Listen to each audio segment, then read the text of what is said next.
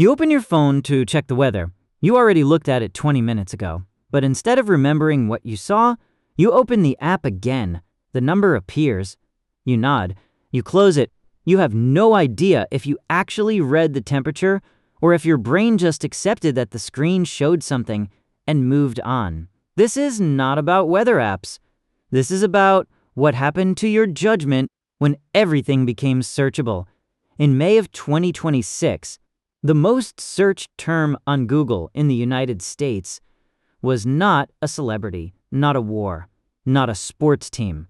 It was ChatGPT, 94 million searches in 1 month.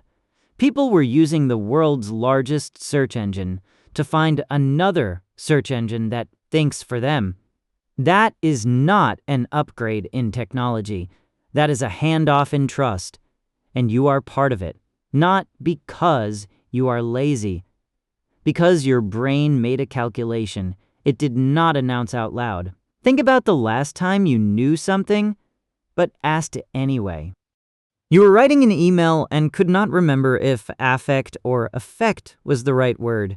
You knew it, you learned it in school, you have used it correctly before, but instead of reaching for the answer inside your own head, you opened a chat window and typed it. The machine answered in under a second. You copied it, you sent the email, you moved on. The strange part is not that you asked. The strange part is that you did not feel strange about asking. It felt normal. It felt efficient. It felt like the obvious thing to do. That feeling has a name. Psychologists call it cognitive offloading. Your brain treats external tools as extensions of its own memory. This is not new. Humans have been doing it since they started writing things down. A grocery list is cognitive offloading. A calendar is cognitive offloading. The difference is that a grocery list does not answer back. A calendar does not reassure you. ChatGPT does both. It retrieves the information and wraps it in a tone that feels like conversation. That is where the problem starts. Your brain does not just store the answer, it stores the emotional experience of getting the answer. And the emotional experience of asking ChatGPT is weirdly pleasant. In 2011, 3 psychologists published a study in the journal Science that changed how we think about thinking. Betsy Sparrow, Jenny Liu, and Daniel Wegner showed that when people believe information is stored digitally, they stop trying to remember it. They called it the Google effect. Participants were given trivia facts. Half were told the facts would be saved on a computer. Half were told they would be erased. The group that believed the information was saved remembered significantly less. Their brains outsourced the memory before it was even fully formed. That was 15 years ago. The tool was passive. You had to type a query, scan results, pick one. Now the tool talks to you. It finishes your sentences. It validates your ideas. It says things like, "That's a great question. And you're absolutely right to think about it this way." A search engine gives you information. ChatGPT gives you the feeling of being understood. And your brain, which evolved for millions of years to crave social validation, cannot tell the difference between a human who gets you and a statistical model that predicts what you want to hear. Researchers at Stanford ran experiments in 2025 with students using ChatGPT for writing assignments.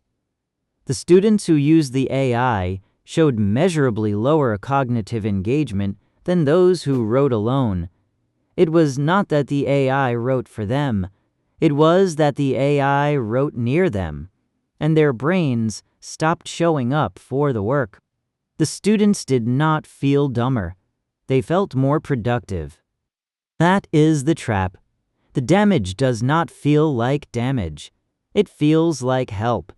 This is where the old explanation falls apart. People say AI is just a tool, like a calculator or a spell checker. But a calculator does not make you feel heard. A spell checker does not tell you your ideas are interesting.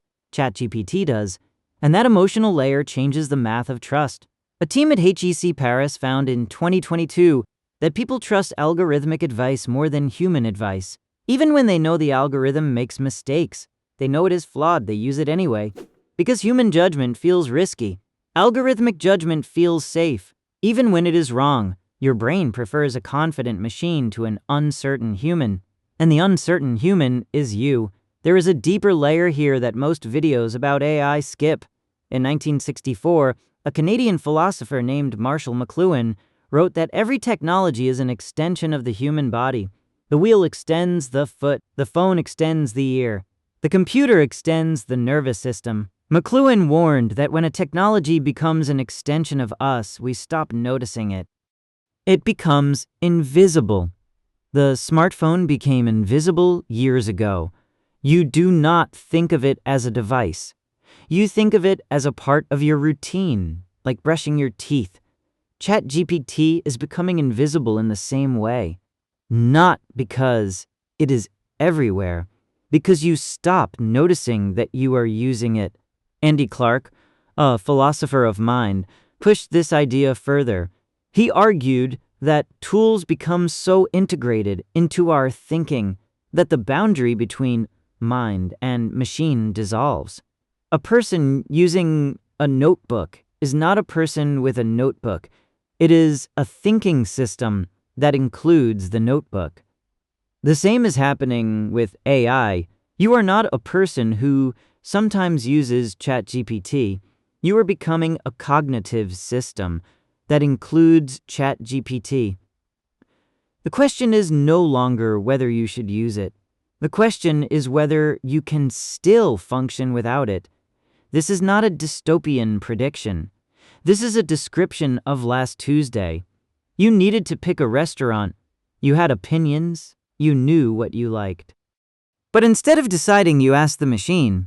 It gave you 3 options. You picked one. You told yourself you made the choice.